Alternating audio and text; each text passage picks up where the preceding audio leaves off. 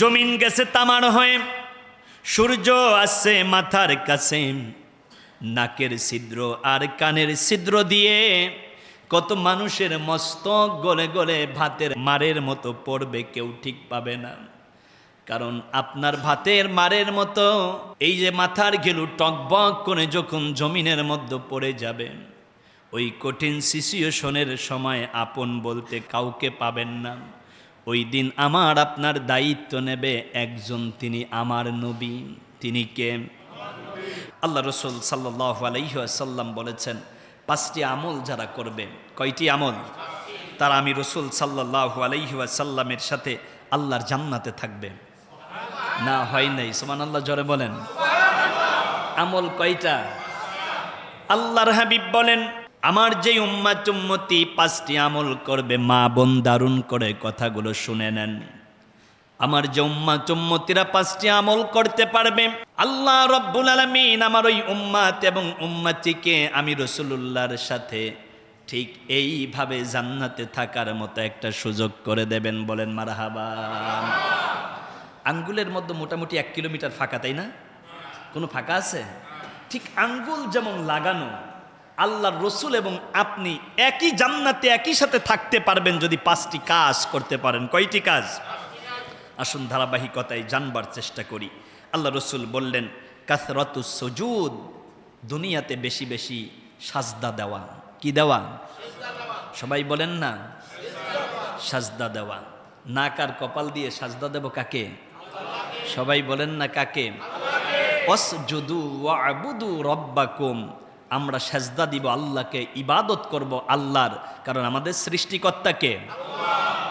বিসমিল্লাহ বলো বিসমিল্লাহ, 2 হাতে করি কাজ, মুখে বলি আল্লাহ। আমাদের জবানে কি থাকবে? আল্লাহর নামের জিকির থাকবে। ও আমার মুসল্লি ভাইরাম, সাজদা দিবেন লম্বা। সাজদা দিবেন কি? লম্বা। কিন্তু মুরগায় যেমন আধার খায়, কিছু মুসল্লি দেখবেন ওইভাবে সাজদা দেয় না, এটা করবেন না। সাজদা হবে লম্বা। আল্লাহর হাবিব সাল্লাল্লাহু আলাইহি ওয়াসাল্লাম সবচাইতে বেশি দীর্ঘ লম্বা সাজদা দিতেন। সুবহানাল্লাহ। আল্লাহর রাসূল বললেন, আইন্নি আলা নাফসিকা বিকাসরাতাস সুজুদ। রাবিয়া ইবনে কাব রাদিয়াল্লাহু তাআলা আনহু বললেন, ওগো আল্লাহর হাবিব, কোন আমল করলে আপনার সাথে জান্নাতে একত্রে থাকা যাবে? আল্লাহর রসুল সাল্লাল্লাহু আলাইহি ওয়াসাল্লাম বললেন, রাবিয়া ইবনে কাব রে, তুমি জান্নাতে আমি রসুলের সাথে যদি থাকতে চাও, তাহলে দুনিয়াতে বেশি বেশি আল্লাহরে সাজদা দাও। কারে? রসুলের চাইতে বড় পীর আর কেউ ছিলেন? রসুল কি বলতে পারতেন না আমার কদমে সাজদা দাও? কিন্তু রসুল বলছে কার কদমে? সাজদা হয় শুধু আল্লাহর কদমে। কোনো পীরের কদমে সাজদা হয়? কোনো বুজুর্গের কদমে সাজদা দেওয়া যায়? যেই পীর সাজদা নেয় ওইটাও মুশরিক, আর যে সাজদা দেয় ওইটাও মুশরিক। ঠিক কিনা কোন? আমরা সাজদা দেব শুধু কাকে? আল্লাহকে। আকরাবু মা ইয়াকুনুল আবদু মিনার রাব্বিহি ওয়া হুয়া সাজিদুন ফাআকসারুদ দুআ। আল্লাহর রসুল বললেন, আল্লাহর কাছে বান্দা তখনই চলে যায় যখন লম্বা সাজদার মধ্যে আল্লাহর কাছে দোয়া করে। সুবহানাল্লাহ। সাজদার মধ্যে আল্লাহর কাছে কি করে? দোয়া করে। আমরা সাজদার দোয়া তাসবিহ পড়ি, সুবহানা রাব্বিয়াল, সবাই বলেন সুবহানা রাব্বিয়াল আলা, সুবহানা রাব্বিয়াল আলা। আপনি তাসবিহ পড়বেন সুন্দর করে, সুবহানা রাব্বিয়াল আলা, সুবহানা রাব্বিয়াল, না না এরকম না, একেবারে সুন্দর করে সুবহানা রাব্বিয়াল আলা। আমি কার পবিত্রতার ঘোষণা দিচ্ছি?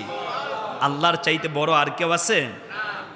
এইবার আবার খেয়াল করে দেখেন, কাল্লা লা তুতিউ ওয়াসজুদ ওয়াকতারিব। বান্দা যখন আল্লাহকে সাজদা দেয়, ওই বান্দা তখন আল্লাহর হয়ে যায়। আহা রসুল তুমি আমার হয়ে যাও, আহা মালিক তুমি আমার হয়ে যাও। আমি তোমার, তুমি আমার, তুমি আমার, আমি তোমার, এমন কথা দাও, আহা আল্লাহ তুমি আমার হয়ে যাও। আল্লাহ তখনই আপনার হয়ে যাবে যখন আপনি আল্লাহরে সাজদা দিবেন। আল্লাহরে কি দিবেন? সাজদা দিবেন। বান্দা আল্লাহর এত বেশি নিকটবর্তী হয়ে যায় সাজদার ভিতরে, অন্য কোনো মাধ্যমে আল্লাহর এত কাছে বান্দা যেতে পারে না। বলেন সুবহানাল্লাহ। এইবার দ্বিতীয় কথা হচ্ছে হুব্বুন নাবিয়্যু, রসুলের প্রতি আমাদের মুহাব্বত। রসুলের প্রতি কি? কুল ইন কুনতুম তুহিব্বুনাল্লাহ ফাত্তাবিউনি ইউহিব্বুকুমুল্লাহ ওয়া ইয়াগফির লাকুম যুনুবাকুম আল্লাহু গফুরুর রহিম। আল্লাহু আকবার। নবী আপনি বলুন, কেউ যদি আমি আল্লাহকে ভালোবাসতে চায় সেজন্য আপনি রসুলকে অনুসরণ করে। অনুসরণের দুইটি অর্থ। একটি অর্থ হচ্ছে প্রথমে ভালোবাসতে হয়, যে যাকে ভালো না বাসে সে তাকে অনুসরণ করে না, যে যেটা চেনে না সে সেটা কেনে না। এই জন্য রসুলের ভালোবাসা অন্তরে সেট করে এরপরে রসুলের অনুসরণ করতে হয়। আর রসুলকে ভালোবাসা অনুসরণ করা মানে আল্লাহকে ভালোবাসা। সুবহানাল্লাহ। যারা আল্লাহকে ভালোবাসতে পারে রসুলের অনুসরণের মাধ্যমে আল্লাহ রাব্বুল আলামিন জানায়া দেন, আমি আল্লাহ রাব্বুল আলামিন তাদের জিন্দেগীর গুনাহগুলো মাফ করে দেই। এইবার আমার জীবনের চাইতে সব চাইতে বেশি ভালোবাসবো আমার পীরকে নাকি রসুলকে? আমার মতো হুজুরকে বেশি ভালোবাসবেন নাকি আল্লাহর হাবিবকে? তামাম পৃথিবী একদিকে আর একদিকে আমার রসুলের ভালোবাসা। কোনটা নিবেন? দুনিয়ার সম্পদ না অনেক দামি, আমার রসুল দরকার। আমার কি দরকার? সবাই বলেন না। নবী নবী বলে মোর দিল কাঁদে, নবী নবী বলে মোর প্রাণ কাঁদে। হাসরে মিজানে পুলসিরাতে নবী ছাড়া আর কাউকে পাবেন না। এই জন্য জিকির করতে হয় আল্লাহ আল্লাহ, আর নবীর জিকির করতে হয় আল্লাহুম্মা সাল্লি আলা মুহাম্মদ। একবার বলা যাবে কি আল্লাহু আকবার? আমার বন্ধুগণ, আমার ভাইয়েরা, হযরতে উমারে ফারুক রাদিয়াল্লাহু তাআলা আনহু ডেকে বললেন, রসুল আমার সম্পদ, আমার টাকা, আমার অর্থ, আমার বাড়ি গাড়ি, সন্তান স্ত্রীর চাইতে আপনাকে বেশি ভালোবাসি। আল্লাহর হাবিব বললেন, উমর তুমি ঈমানদার না? জান্নাতের সুসংবাদ প্রাপ্ত 2 নম্বরের সাহাবী হযরতে উমারে ফারুক রাদিয়াল্লাহু তাআলা আনহুকে বলতেছে, রসুল যে উমার তুমি ঈমানদার না। উমার তুমি কি না? যতক্ষণ তোমার পরিবার পরিজন সন্তানের চাইতে আমি রসুলকে বেশি ভালোবাসতে না পারবে ততক্ষণ তুমি ঈমানদার হতে পারবে না। আল্লাহু আকবার। এজন্য আল্লাহর রসুল বললেন, লা ইউমিনু আহাদুকুম হাত্তা আকুনা আহাব্বা ইলাইহি মিন ওয়ালাদিহি ওয়া ওয়ালিদিহি ওয়ান নাসি আজমাইন। তোমার সন্তান, তোমার সম্পদ, তোমার বাড়ি গাড়ি অট্টালিকা প্রাসাদ পাহাড় পর্বত যা কিছু আছে সব চাইতে রসুলকে যদি বেশি ভালোবাসতে না পারো তুমি ঈমানদার হবে না। কি হবে না? আপনি ঈমানদার বলে নিজেকে যদি এই সমাজের মাঝে পরিচিত করতে চান তাহলে আপনাকে হৃদয়ের সর্বোচ্চটুকু দিয়ে আল্লাহর প্যারা হাবিবকে ভালোবাসতে হবে। কাকে? আল্লাহর হাবিবকে ভালোবাসতে হবে। রসুলের ভালোবাসা আমাদের অন্তরে আছে?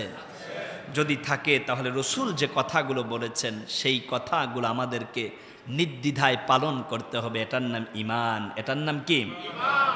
আল্লাহর রসুল বললেন, আলমারউ মাআ মান আহাব্বাম। এই দুনিয়াতে যার সাথে যার ভালোবাসার একটা মহা প্রণয় হয়ে যায়, মান তাশাব্বাহা বিকওমিন ফাহুয়া মিনহুম, তার সাথে তার হাসর নাসর হয়ে যায়। কি হয়ে যায়? তাহলে আপনি হাসর নেবেন কার সাথে? রসুলের সাথে নাকি আবু জাহেলের সাথে?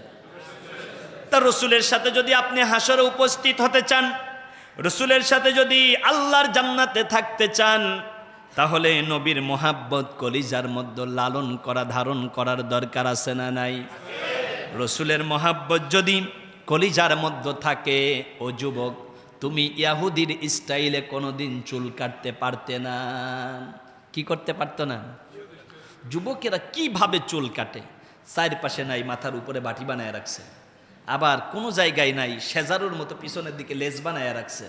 এটা কি রসুলের সুন্নাত তরিকা? যুবকেরা কথা বলো, রসুলের সুন্নাত তরিকা? তোমার পায়ের পাতা থেকে মাথার তালু পর্যন্ত রসুলুল্লাহর সুন্নাত দিয়ে পরিপূর্ণ করতে হবে, ঠিক কিনা কন? আয়নার সামনে যদি কোনো যুবক একবার দাঁড়ায়, পিছনের দিকে লেজ আর সামনের দিকে তার চুলগুলো খাড়া, মানে মরগের মতো দেখা যায়। এইটা তো মরগের মতো দেখা যায় না। আয়নার সামনে দাঁড়াইলে যুবক মনের অজান্তে নিজের কাছেই নিজে তোমার চোর চোর লাগে। কারণ দেখবেন চোর ধরছে, আপনারা দেখছেন কখনো? এ পাশের থেকে কাটতে দেয়, এ পাশের থেকে কাটতে দেয়, মাঝখানে কয়টা বাড়াইয়া থাকে। তো মাঝে মাঝে কিছু যুবকের হেয়ার স্টাইল দেখে মনে হয় যে পুরা চোর চোর একটা ভাব, ঠিক না কন? আল্লাহ আমার যুবকদেরকে হেফাজত করুন, পড়ুন আমিন। এরপরে দেখবেন ঈদের সময় যদি আসে, চাচাই দিয়েছে, কি দেয়? সালামি দেয় না? সালামি দিয়েছে, চাচার সালামি, মায়ের সালামি, বাবার সালামি নিয়ে যাওয়ার পরে কেনছে বালা। কি চুরি পরে কারা? মহিলারা। এখন পরে কারা? যুবকেরা। দেখেন না কি ভাব। একবার আমার ইয়াং জেনারেশন যারা আছে, মুরব্বী যারা আছো, আমাদের এই এলাকার ভিতর দিয়ে মোটরসাইকেল চালায় মনে করেন যে এই যে একেবারে অ্যাক্সিলেটারটা বাড়াতে বাড়াতে পুরো পরিবেশটা দূষণ করেন। 5 জন যুবক সামনে দাঁড়িয়ে যাবা, এটা দক্ষিণ পাঙ্গা ভদ্র মানুষেরা থাকে, এই জায়গায় কোনো ধরনের বেয়াদবি আমরা হতে দেব না। যুবক তোমাদেরকে জাগতে হবে, যুবক তোমাদেরকে সজাগ হতে হবে। এই এলাকার পরিবেশ কোনোভাবে যেন নষ্ট না হয়, এজন্য তোমাদেরকে অগ্রণী ভূমিকা পালন করতে হবে, ঠিক কিনা কও? এরপরে হাতের মধ্যে পড়ছে বালা, গলার মধ্যে পড়ছে কি? মালা, কানের মধ্যে পড়ছে কি? এখন শুধু বাকি আছে কি? এইটা কবে যেন পরে, আমি এই চিন্তাই করি। আমার বন্ধুগণ, আমার ভাইয়েরা, দারুণভাবে কথাগুলো শুনে তারপরে বাড়িতে ফেরেন। আল্লাহর রসুল সাল্লাল্লাহু আলাইহি ওয়াসাল্লাম বলেছেন, কথা কি আপনাদের খতিব সাহেবের নাকি আল্লাহর রসুলের? আল্লাহর রসুল বললেন, আনা রাসূলিল্লাহি, আমি আল্লাহর নবীর পক্ষ থেকে তাদের জন্য লানত। মুসাব্বিহিনা মিনার রিজালি বিন নিসাম, যেই পুরুষ নারীর পোশাক পরে, যেই পুরুষ নারীর পোশাক পরে, অল মুসাব্বাহাতানে মিনান নিসাই বির রিজাল, আর যেই নারী পুরুষের পোশাক পরে, পুরুষের আগে পরতো জিন্সের প্যান্ট, এখন দেখবেন যে বয়স্ক কিছু মেয়েরা স্কুল কলেজ ইউনিভার্সিটিতে পড়ে, ওরাও পরে জিন্সের প্যান্ট। ছোট বাচ্চারা যদি পড়ে সেটা ভিন্ন হিসাব, কারণ এই বাচ্চার উপরে তো শরীয়তের বিধানই নাই। কিন্তু আপনার মেয়েটা কলেজে পড়ে, পর্দা নাই, আপনার মেয়ের শরীয়ত নাই, দেখবেন পড়ছে একটা শার্ট, পড়ছে একটা কি, এখন জিন্সের প্যান্ট পরেছে, শার্ট পরেছে, ওয়েস্টার্ন কালচার। কারণ আমার বাংলাদেশ তো আর ইউরোপের মতো না, আমার বাংলাদেশটা হচ্ছে আধুনিকতার ছোঁয়ায় ইসলামটাকে পরিপূর্ণ মেনে জীবন যাপন করার এক অনন্য পরিবেশ, ঠিক কিনা কন? এ জায়গায় আমরা শালীন পোশাক পরতে চাই, কারণ বাবার সামনে মেয়েটা যদি ছোট পোশাক পরে যায়, বাবা লজ্জা পায় না? এজন্য অভিভাবক যারা আছেন, মেয়েদেরকে শালীন পোশাক পরাবেন। কি পোশাক? শালীন পোশাক পরাবেন। এখন তো নারীদের কত স্লোগান, আমি নারী সব করতে পারি, আমি নারী সব করতে পারি। সমান অধিকারের ব্যাপারে দেখবেন যে নারীদের একটা কঠিন স্লোগান আছে, আমি নারী সব করতে পারি, নারী আমি স্বামীর কথা মানব না, ভাঙ্গা ঘরে থাকবো না। কিসের স্বামী, কিসের ঘর? ঘরে হলো মারধর, এনজিওর টাকা উঠাইয়া এরপরে দেখবেন যে নিজে ব্যবসা করে স্বামীরে সাইরা দেয়, এরপরে 9 জন মিলে ওই নারীরে ধর্ষণ করে। এরকম ঘটনা বাংলাদেশে আছে না নাই? নারী সবচাইতে বেশি নিরাপদ হচ্ছে তার স্বামীর কাছে, সুবহানাল্লাহ পড়েন। এই জন্য স্বামী ছাড়া মা বোন ঘরের বাহিরে যাবেন না। আপনি যদি পুরুষের মতো সব করতে পারেন, দাঁড়ায়া প্রস্রাব করা তো জায়েজ নাই, কিন্তু কথার চলে আমি কথা বলি। বাহিরে প্রচণ্ড বৃষ্টি হচ্ছে, আগে তো ঘরের মধ্যে তো অ্যাটাচড বাথরুম ছিল না, বাথরুম ছিল অনেক দূরে, তাই না? দূরে গিয়ে করতে হতো। এখন বৃষ্টি হচ্ছে বাহিরে প্রচণ্ড পরিমাণে, এখন পুরুষ চিন্তা করছে বৃষ্টির মধ্যে কেমনে যাবে, জানলা দিয়ে প্রস্রাবের কাম সাইরে ফেলাইছে। এখন নারী আর পুরুষ যদি সমান অধিকার হয়, নারী যদি এই কামটা করতে যায়, পরের দিন বিছনাপাতি ধোয়া ছাড়া কোনো উপায় আছে? তো নারী আর পুরুষ অধিকার কি সমান? আরে মিয়া, নারীরা কি এর সমান অধিকার? ইসলাম তো তোমাদেরকে পুরুষের চাইতে 3 গুণ বেশি অধিকার দিয়ে দিয়েছেন। সুবহানাল্লাহ পড়বেন না? বাবার থেকে পায়, কার থেকে? স্বামীর থেকে পায়। এরপরে আবার সন্তানের কাছ থেকে পায়। তার মানে বোঝা গেল একজন নারী পুরুষের চাইতে কয় গুণ বেশি পায়? তাহলে নারীরা 3 গুণ বেশি পাওয়ার পরে এত সমান অধিকারের স্লোগান কেন? আপনাকে তো ইসলাম সবচাইতে বড় বেশি দিয়ে দিয়েছেন, কারণ আপনি সমান অধিকারের নামে লাফাবেন না। ইসলাম আপনাকে দেয় বেশি, আপনি সেইটা নিতে চান না, আপনি সমান সমান চান। আপনার চাইতে বোকা কেউ নেই, ঠিক কিনা কোন? এইবার আমার ভাইয়েরা, আমার বন্ধুগণ, আমরা শুধু মুখে মুখে আল্লাহর রসুলকে ভালোবাসি। আমাদের ভালোবাসা কোন জায়গায়? মুখে। রসুল আপনাকে খুব ভালোবাসি, কিন্তু রসুলের সুন্নাত আছে ভিতরে? রসুলের সুন্নাত যদি থাকতো তাহলে কশ্চিনকালেও আমরা রসুলের সুন্নাতের খেলাপ কাজ করতে পারতাম।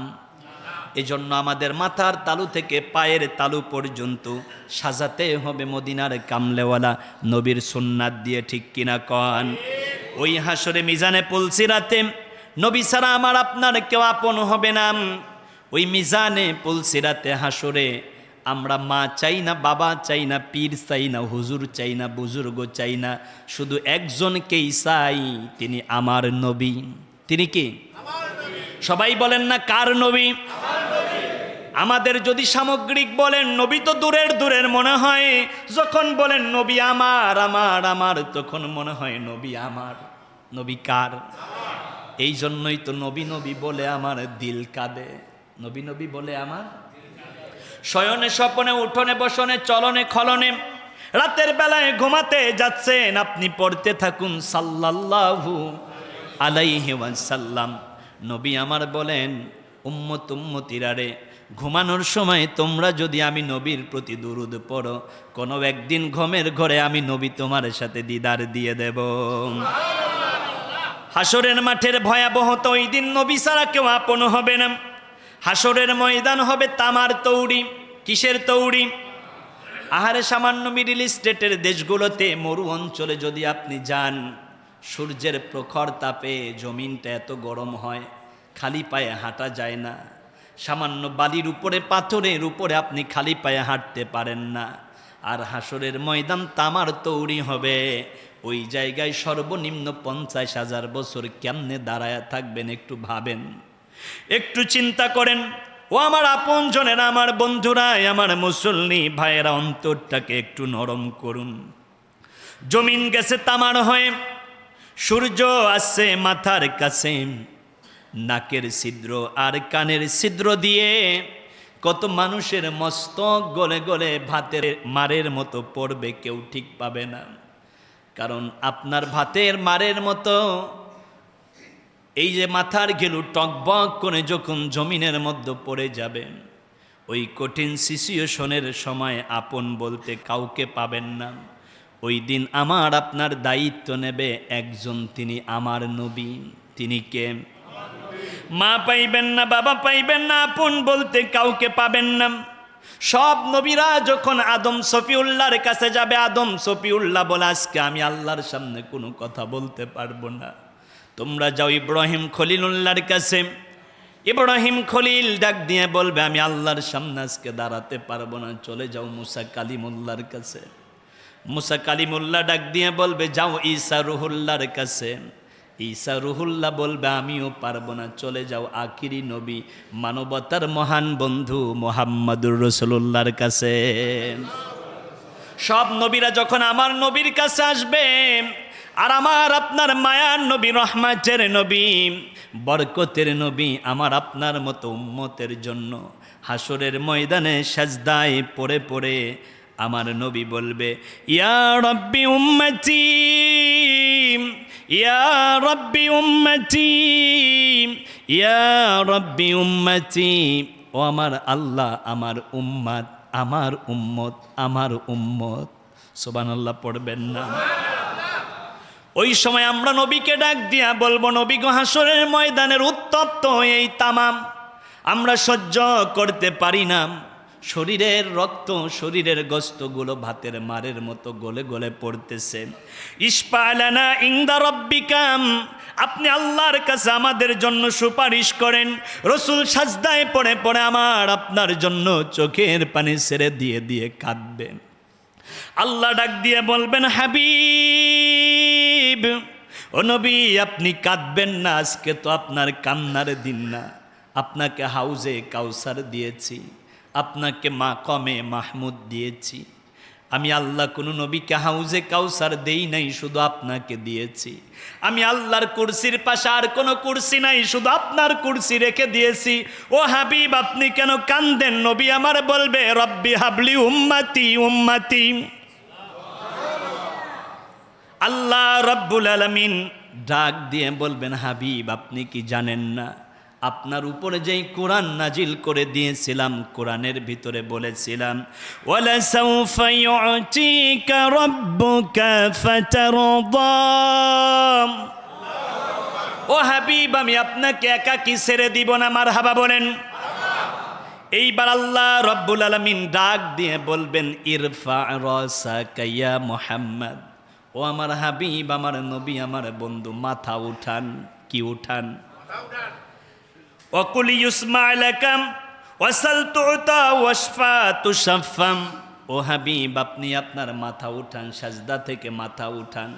আজকে আপনার উম্মত রে আপনি সুপারিশ করে করে আমার জান্নাতে নিয়ে যান। আমার নবী আপনার নবী সুপারিশ করে করে আমাদেরকে কোন জায়গায় নিয়ে যাবেন? আল্লাহর হাবিব ডাক দিয়ে বলবেন ও আল্লাহ তুমি তো বলেছিলে আমার উম্মত 70 লক্ষকে বিনা হিসাবে তুমি জান্নাত দিয়ে দিবাম। আমার সেই উম্মতগুলো কোথায়? আজকে আমার উম্মতের হিসাব লাগাইও না রে আল্লাহ। তুমি যদি আমার উম্মতের হিসাব লাগাও, উম্মত হিসাব দিতে পারবে না। আমার উম্মতকে আমার সামনে দাঁড় করায়া দাও। আমার উম্মতরে বুকের সাথে জড়াইয়া আমি রসুল তোমার জান্নাতে চলে যেতে চাই। উম্মত বিনে আমার আপনার নবী জান্নাতে যাবে না। যেখানে অন্য নবীরা বলবে ইয়া নাফসি ইয়া নাফসি ইয়া নাফসি, আমার আপনার নবী বলবে ইয়া উম্মতি ইয়া উম্মতি ইয়া উম্মতি। না হয় নাই, জোরে বলেন। শ্রেষ্ঠ নবী দিলে মরে তড়াইয়া নিতে রোজ হাসরে, পথ না ভুলি তাই তো দিলে পাক কোরআনের বাণী। খোদা তোমার মেহেরবানি, এই সুন্দর ফুল সুন্দর ফল মিঠা নদীর পানি। খোদা তোমার মেহের। আমরা বেঁচে আছি কার দয়ায়? ওই পুলসিরাতের পুলের কাছে আমার নবী দাঁড়ায়া থাকবে উম্মতরে বুকের সাথে নিয়া। বিজলির নাই পুলসিরাত পার করে যিনি দিবেন তিনি আমার নবী, আমার নবী, আমার নবী। পুলসিরাত দেখিয়া নবী কান্দে যারে যার, উম্মত আমার গুনাহগার গো কেমনে হবে পার। আল্লাহ বলেন গো হাবিব কান্দিও না আর, নামাজিরা পার হইবে জিম্মাতে আমার। নামাজি যারা হবে তারা আল্লাহর জিম্মায় আল্লাহর পুলসিরাত পার হয়ে জান্নাতে চলে যাবে। জোরে বলেন মারহাবা। এই জন্য সেই নামাজ পড়ার দরকার আছে না নাই? আজকের থেকে আর নামাজ ছেড়ে দেব না, পারবো তো ইনশাআল্লাহ। আল্লাহ তুমি কবুল করো, জোরে বলুন আমিন। আর একটু মহব্বতে বলেন আমিন। আর একটু ভালোবাসায় আবেগ দিয়ে কলিজা ফাটায়া বলেন আমিন।